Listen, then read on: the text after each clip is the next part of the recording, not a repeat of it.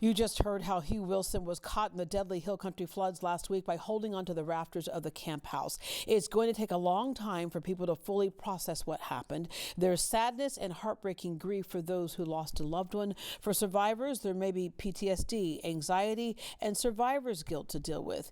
We can't change what happened, but there are tools to help handle the emotional aftermath. Dr. Shana Lewis and Dr. Ty Lerman are licensed therapists who also address trauma, and Rania Mankarius, besides being the CEO of Crime Stoppers Houston, also has a master's in marriage and family therapy. As we know, a crisis like this can fragment an entire family. All right. There's all kinds of things going on here. First of all, what we have today that's different than not so long ago is it's everywhere. It's in the palm of your hand. It is on TV. People were binge watching, and I had a couple of friends who have lost children in the past who kind of that emotional mapping, if you will, it brought everything back up for them again. All right. People pass away. I mean, even if your grandma was 200 years old, you miss her when she passes away. Yeah. But it's so hard to explain a child rite of passage off to camp. Yeah, it's a common thing, right? It's summertime. It's a normal thing that children will do. How many of us went to summer camp as kids, and the expectation is you always make it home? Yeah. In this case, that's not what happened. So there's the absolute shock that this could even occur, because it was nowhere in anyone's mindset that it was a possibility. Yeah, and then all kinds of things when something like this happens is that people sometimes feel guilty. Yeah. And I'm going to go through a couple of things I heard in my group right away. All the text messages started, and again, it took just a couple of minutes before there was somebody that I knew whose grandchild or child, right? So one of them said they felt so bad because their daughter had said, "I don't want to go." She did not want to go, and they made her go. She goes, "Now we feel guilty." You can't blame yourself. So Ty, start with that right there. Yeah, I mean, the survivor's guilt is a very real thing that is very natural for people to experience. I think it's also important some people won't experience that, and that's okay too. There's no right way to grieve or to go through shock or go through a tragedy like this. And so you just gotta go with a lot of grace, and whatever comes up, and that's what we face, and that's what we deal with. And Rania, there are two friends whose both their daughters went. One of them made it, one of them did not. And what comes up was, why did her daughter make it, but mine did not? They're impossible questions, and we deal with grief and loss every day at Crime Stoppers of Houston, and people who are just running errands and the unimaginable happen, and you send your children to camp and expect they could fall, get hurt, but a tragedy like this, it's not even on the radar. And so one, you're thankful that you have one who's made it, and you grieve the one that's lost, and you rest on faith, you talk through the grief, you find others you can share that grief with, and make sure to have hope and not internalize, because I'll tell you, Deborah, even us watching, we internalize a lot of this. And I always talk about anticipatory anxiety, to not sort of make your next life choice based on what happened in the past and fear of what could be. And these are very hard topics and very hard realities. Another one said, what did we do to deserve this? Well, nobody does anything to deserve something like that, right?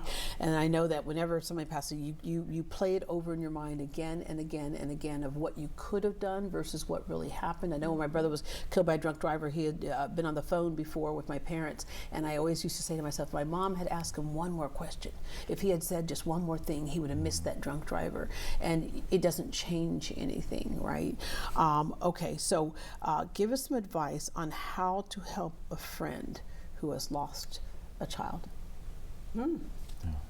That's a tough one. Yeah. I think one of the things is leading with the compassion to allow whatever it is to be. That's an unimaginable loss, right? We bring kids into this world with the expectation we're going to see them live a full life, and when you don't, that is heartbreaking. And so giving them room and space.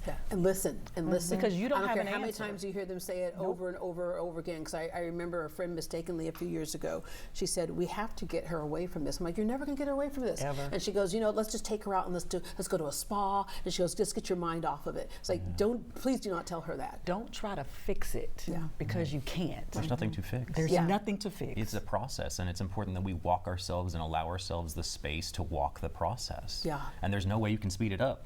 Yeah. You're gonna grieve. Yeah. There are some things to do to help. One is, we've already seen these pop up, Rania, meaningful ways to honor the spirit of that child. Oh, absolutely. And you've done this a lot through Crime Stoppers kids who, Parents still want to continue to parent, and they do not want that child to be forgotten. And some continue to parent through advocacy, especially if they've lost a child due to crime or to an accident that could have been prevented. But others just want to be reminded of this child who lived and had purpose and had meaning. So continue to share memories and talk about and keep that memory and that spirit alive. And for those, listen, there are no words that we can humanly have that would erase or comfort this level of tragedy.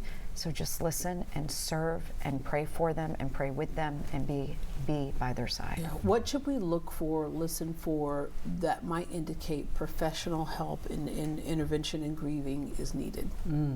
So at the point when something initially happens, everybody's in shock, right? That's normal.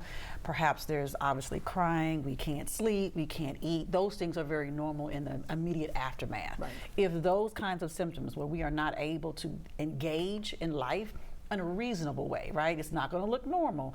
After a certain amount of time, a couple of weeks, then maybe it's time to then seek some professional help to get some skills on board. Yeah. And what can that help look like? I mean, one thing I can think about, Ty, is that when you see other people who've gone through a certain thing together, there's that saying that says strength in numbers. Yeah, finding a sense of community, I think, is a huge piece of that.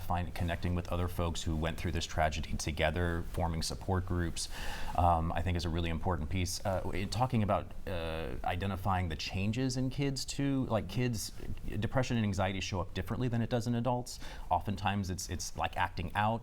If you see changes in actual behaviors, like if they're not hanging out with their kids or their friends as much, if they're not going to the pool when they used to go every day, or those changes are the things that we really want to look for, because that gives us the insight that something's wrong. Yeah, depression, sleeplessness, anxiety. Because when Hugh said, when his dad said, "Thank God you're okay," he goes, "No, I'm not okay." Right. And at 8 years old, he was able to say, "No, I'm not okay." So one thing, of course, that's so important, Ron, is validate your child's experience. And again, if they want to talk about it over and over again, not to dismiss it and say, "Oh, honey, that's over." Let's you can't dismiss it. And just helping, like I mentioned earlier, sometimes I just think literally talking it out helps to get it out with real words, with clear, real words. Yes, it was raining. Yes, it flooded. Yes, it was quick. Yes, it was scary.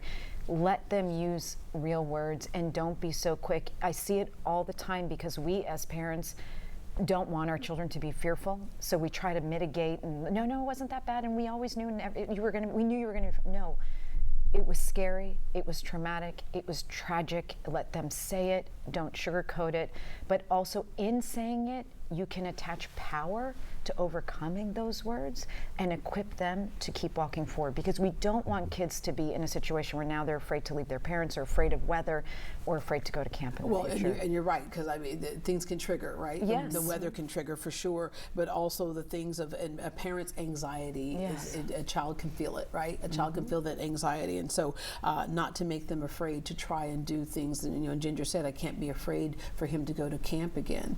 You may check out what the circumstances might be, but can't be afraid for him to do that. All right. If you'd like to help the survivors, their families, and first responders, the Salvation Army is accepting donations. Look for drop-off locations or ways to donate by visiting salvationarmyhouston.org. Also, American Furniture Warehouse in Katy is also collecting items and using their trucks to deliver supplies. Their address is 500 Pin Oak Road. And Lena's Asian Kitchen will donate 100% of their proceeds now through Thursday to support flood relief efforts when you order online. Visit their website at lenasasiankitchen.com to learn more.